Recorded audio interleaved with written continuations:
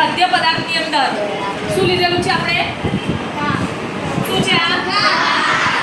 ભાતમાં આપણે આયોડિનના સોલ્યુશનના 2 થી 3 ટીપા નાખીશું અને તમારે એનું અવલોકન કરવાનું છે. બરાબર છે?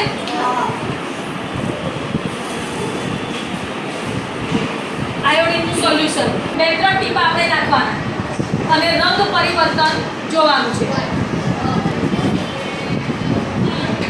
પાછળના બેસી જાઓ. આટલું બધું બતાવીશ.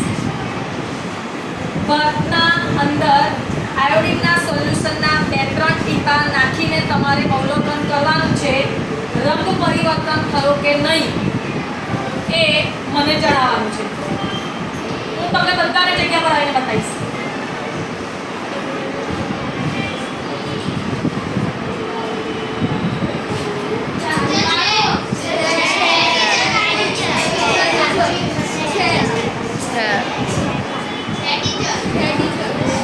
ભાતનો રંગ બદલાઈ ગયો છે.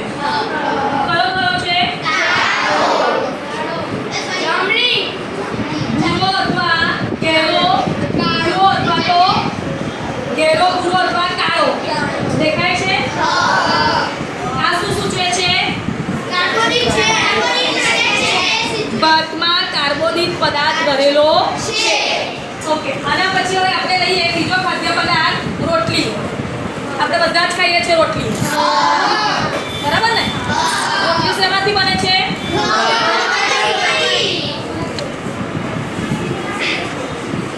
એમાં પણ આપણે આયોડિનના 2 થી 3 ટીપા નાખીએ અને રંગ પરિવર્તન થાય કે નહીં એનું તમારે શું કરવાનું છે?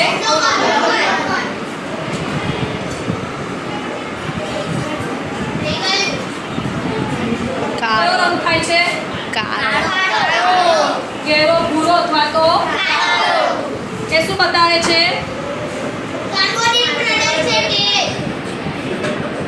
દેખાય છે?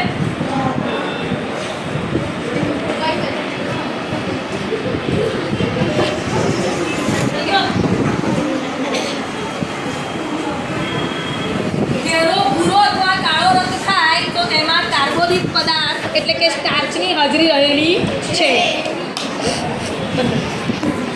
બટાકામાં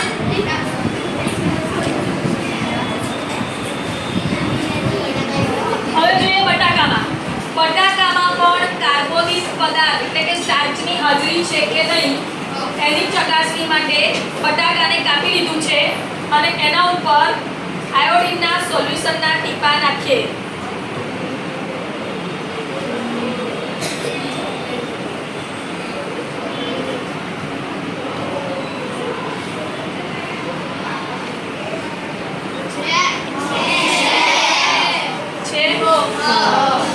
બરાબર છે? આયોડિનના સોલ્યુશનના ટીપા નાખતા એનો રંગ ભૂરો અથવા તો કાળો થાય છે એટલે એ સ્ટાર્ચની હાજરી સૂચવે છે.